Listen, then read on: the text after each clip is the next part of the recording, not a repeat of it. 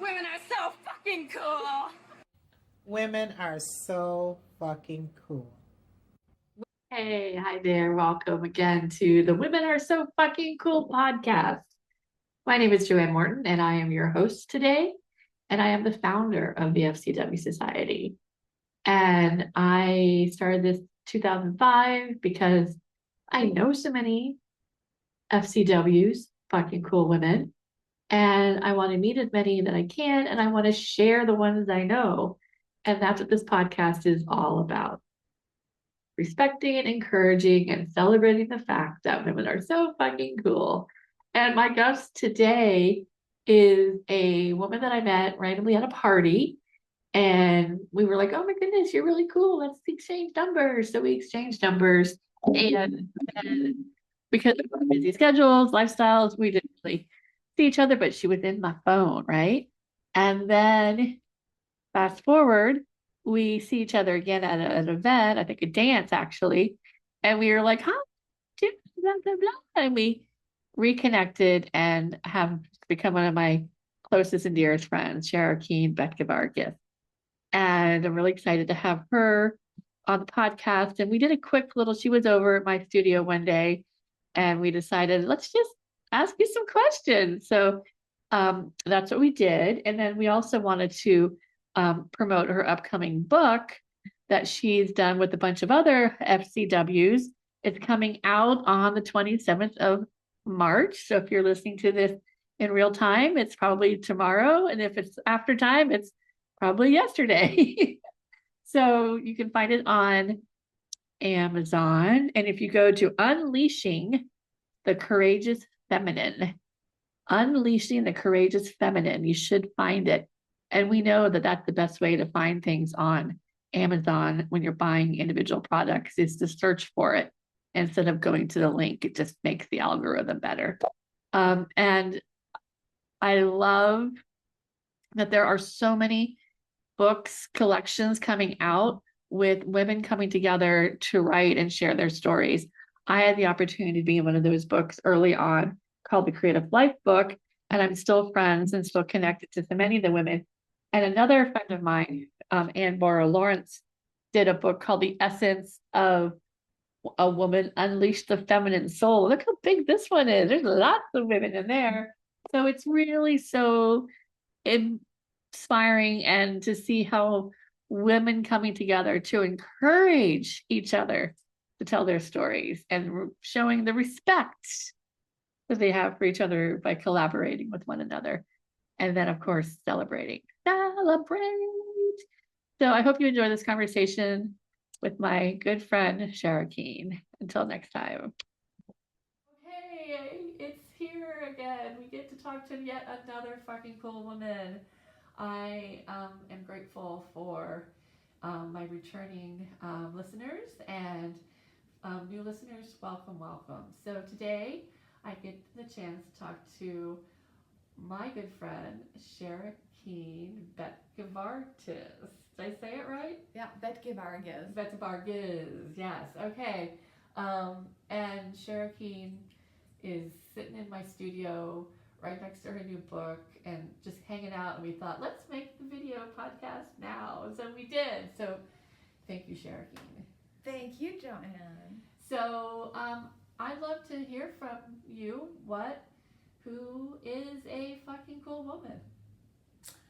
A fucking cool woman is a woman who either gives a fuck or doesn't give a fuck. Yeah.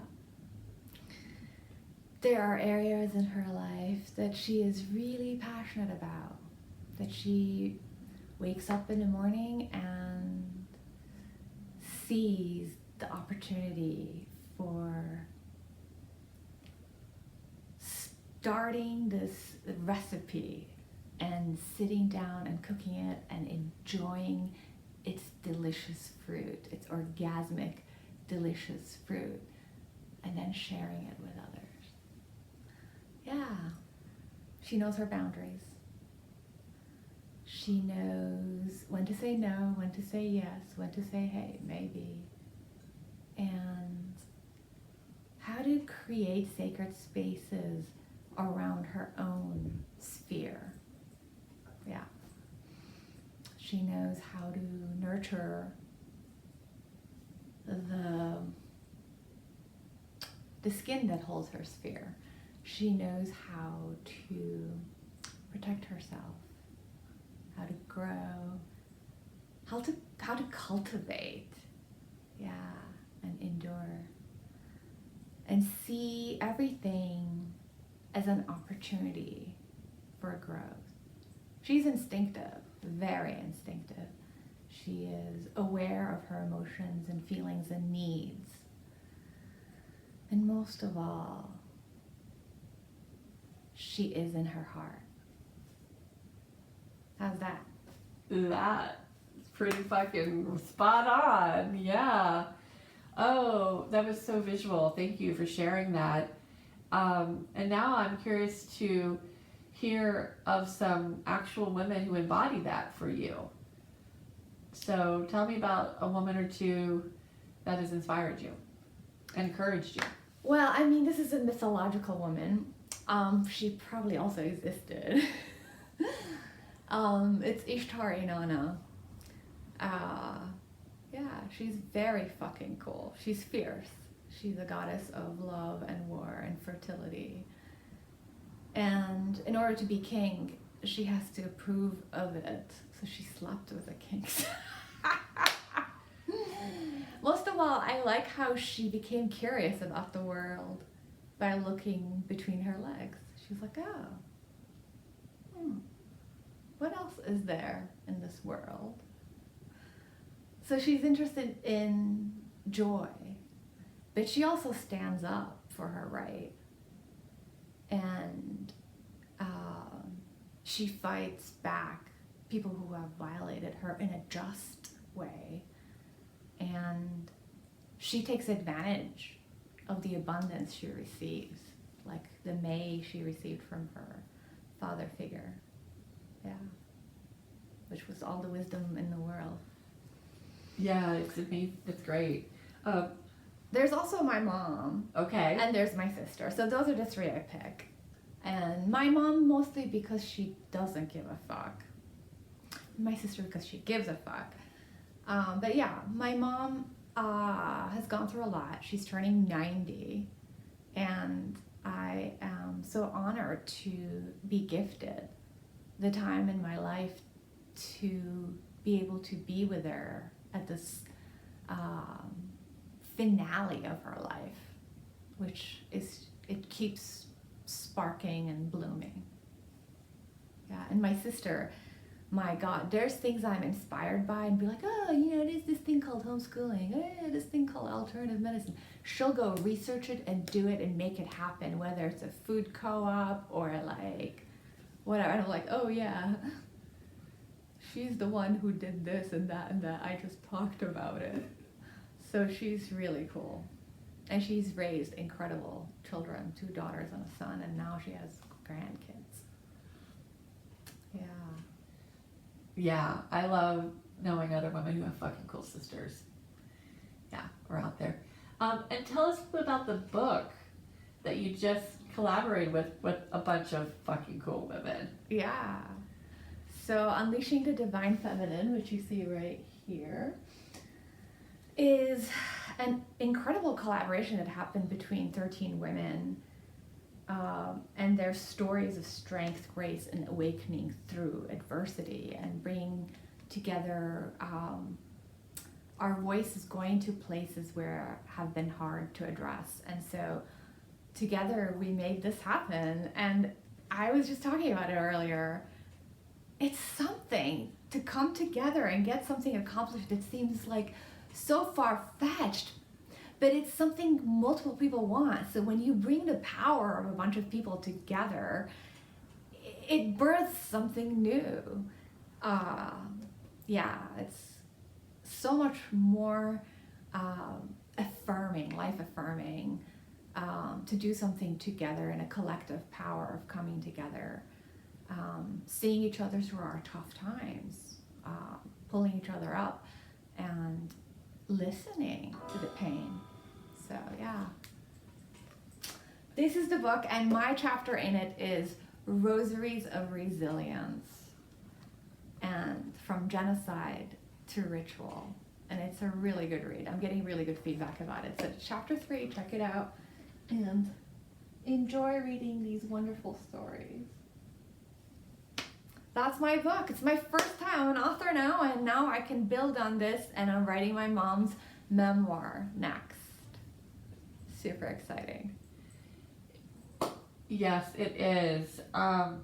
So with all the things that you do as in all the areas of your life, how do you apply the mottos of FCW, respect, encourage, celebrate, into your life, and why is that valuable? And Yeah. With terms of respect, I think really it's about respecting yourself, and it's about respecting the part of yourself you see in other people, and creating this sort of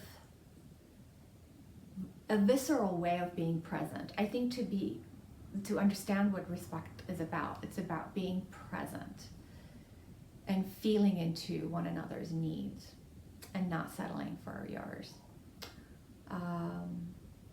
And with courage, I think it's critical to exercise that muscle, to go through hard times and have the courage to support others who are going through it, and